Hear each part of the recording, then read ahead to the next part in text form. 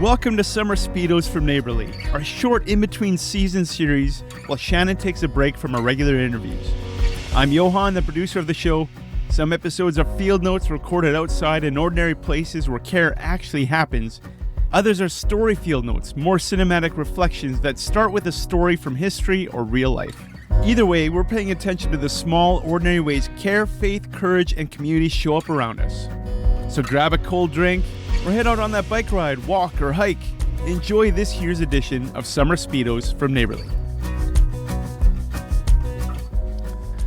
Hey everyone, Johan here, back for another field note on the Summer Speedos series. As we're in between seasons, as we're in between interviews, just taking a moment to walk around the neighborhoods, trails, and all that stuff, and notice things and people around me that, teach us how to be better neighbors, how to be more observant. I'm out on another walk today, actually walking down I don't actually know where I am. I'm walking down a street that I'm unfamiliar with, which is kind of fun. Mostly because I'm running away from those people that are staring at me as I talk into a microphone. Anyway, there's a lot of kids in our neighborhood, a lot of dog walkers, and a lot of bicycles. This got me thinking about when my kids were learning to ride their bike. When I saw a parent teaching the kid to ride a bike, I heard the words every parent says right before a child either learns to ride a bike or enters a shrub. You've got it. You're doing awesome. Well, the bike was wobbling. The kid was pedaling with the intense focus of someone defusing a bomb. And the parent was jogging behind, one hand half raised, ready to help, but trying very hard not to help too much. That's the whole tension of teaching someone to ride a bike. If you hold on forever, they're probably never going to learn. But if you let go too soon, the sidewalk introduces itself. Encouragement doesn't remove the risk. The kid still has to wobble. The parent still has to let go and chase. The sidewalk remains, unfortunately, quite committed to being solid. Unless, of course, you're talking about Winnipeg and their potholes. But the encouragement matters. Someone is close enough to help, but not so controlling that the child never learns. That feels like a picture of care to me. There are times when people need us to carry them, and there are times when people need us to stand nearby and help them try. That can be, hard to discern. If we step in too quickly, we may accidentally communicate, "You can't do this."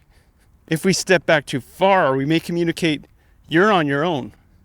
Good care often lives in that awkward middle place, close enough to support, but far enough to honor growth.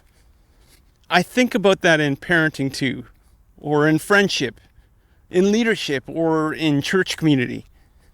There are some people around us trying to learn something new, a new rhythm, a new way of asking for help, maybe a new way of setting boundaries, or a new way of trusting God after disappointment. We've all been there. Maybe it's a new way of belonging after being hurt. And sometimes they don't need a lecture. In fact, they usually don't need a lecture. They need someone jogging beside them saying, "You've got it, keep going, I'm here." That's encouragement, not empty hype, not pretending everything is easy. Encouragement helps put courage back into someone, in courage. There is a reason Scripture tells us to encourage one another, because people are people. They get tired. People wobble. People need courage put back into them. And sometimes, yes, people need someone nearby when a shrub or the pavement gets involved. So this week, think about the people around you who are trying to learn something hard.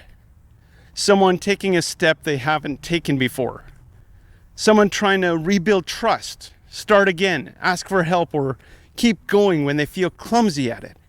Maybe the most caring thing you can offer is not advice. Maybe it's steady encouragement that sounds like, "I see you trying. I'm still here, keep going." Sometimes the bravest thing someone does all week is keep pedaling. And sometimes the most neighborly thing we could do is run beside them for a while. That's the field note. Keep noticing.